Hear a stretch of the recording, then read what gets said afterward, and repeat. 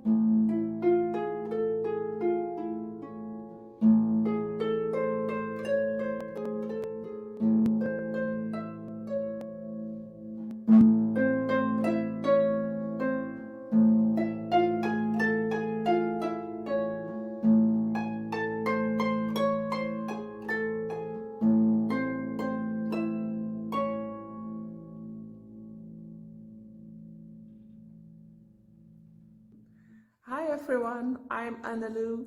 I write for harp since the second lockdown here. I thought let's learn something I can do when all our orchestras are closed, and I can write for, and I'll be sure that I can write music for the coming winter. So I rented a lever harp. And I must say that the harp completely changed the way I thought about intonation, because tuning is a thing you do a lot when you have a harp. And also you can tune it really great. I also have a piano, but it's always a bit out of tune, and a harp you can always tune, so I love the harp. And I got a lot of stuff going on preparing. So you can prepare with all kinds of hair things, and I don't know what you can imagine, anything, and you can put it on the harp and have special effects. I really like that. But in the end I decided that the most beautiful way a harp sounds is with just the 4 fingers. And that's the clue to writing for the harp, is just write for 4 fingers.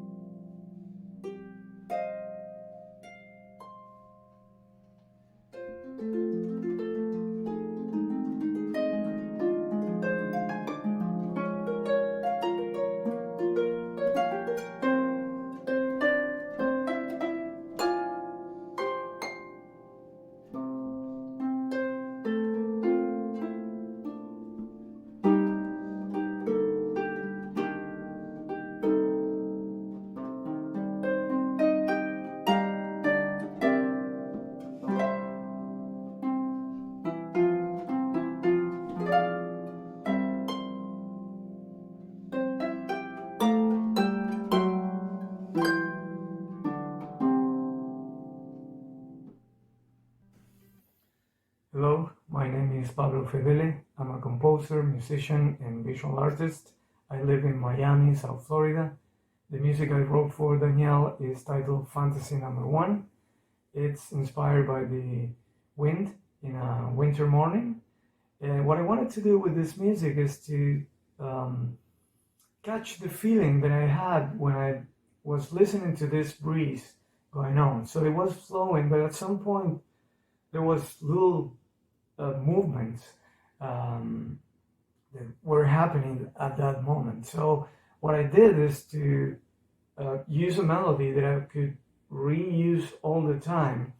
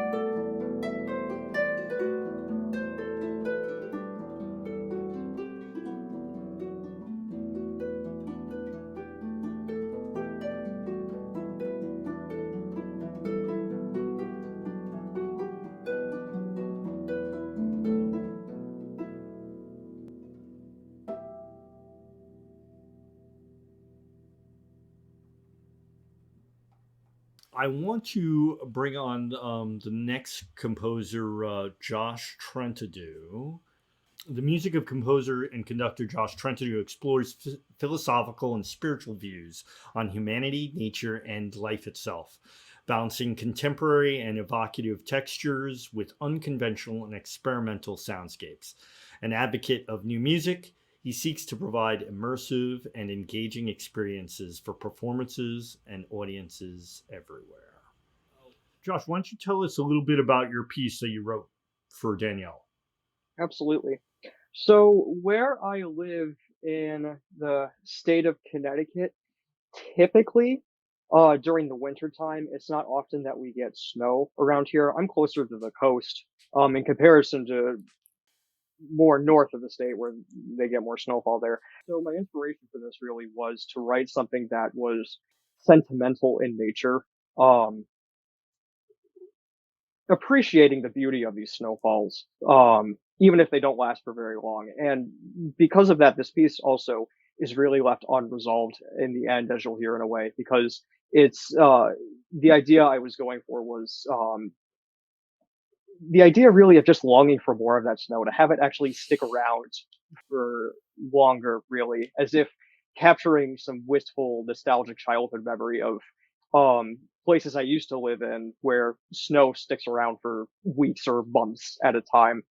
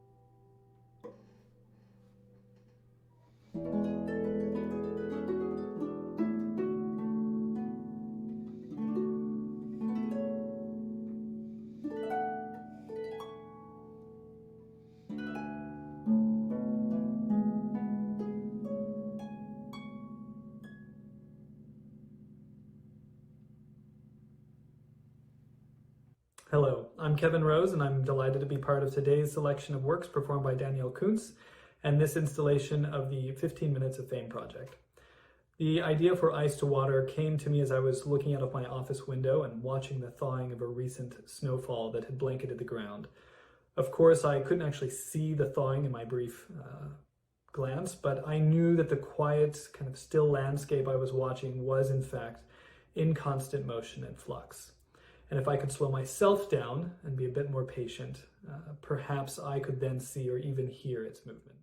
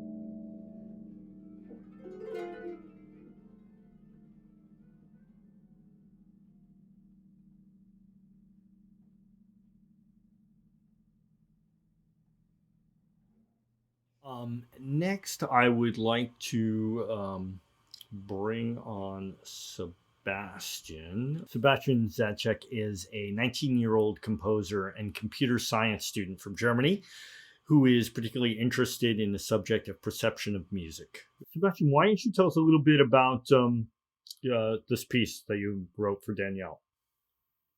Yes, sure. So when I was writing this piece, I initially just went on a bunch of websites and YouTube videos just to check out what kinds of sounds the harp can actually produce. And harp can do a bunch of extended techniques, but I'm generally not that much of a fan of these particularly noisy techniques. And especially when I was listening to examples of like étoufflé and the sort of staccato notes, I found it very interesting that you kind of stop the string, and yet there's this resonance of other strings. And so I thought I would try and play around with that on my piece, and I came up with this 1 minute thing.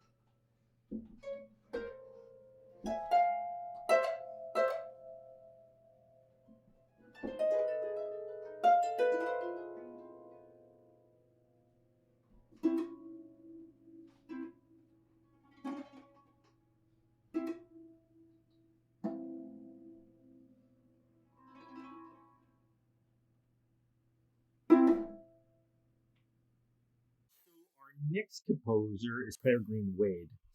Born in London to an English father and a French mother, Peregrine Wade struggled with an undiagnosed hearing problem for many years. His scientific studies and his passion for filmmaking has resulted in a very structured approach to music that still remains highly motivated by storytelling. So, Peregrine, why don't you tell us a little bit about this piece and how you came to writing it? Wow. Actually, Danielle told me about this good call for scores because I'd already worked with her. I'd written a piece, in the context of her harp workshop that she'd done last year. And so when this idea came around, well, this was like a 1 minute. So I thought it was really interesting because there was another opportunity to practice writing for harp, and I really wanted to get better. So basically, the 1 minute constraint meant that I decided to make it very goal oriented. I wanted to write something that could be put in a movie at a point in a film where to help convey something. And at first I wanted to make it very specific to a scene. But then I thought, why not do something a bit more ambiguous? Why not take advantage of the instrument to convey physiological sensations that would help you sort of get into the skin of a character as they are undergoing something.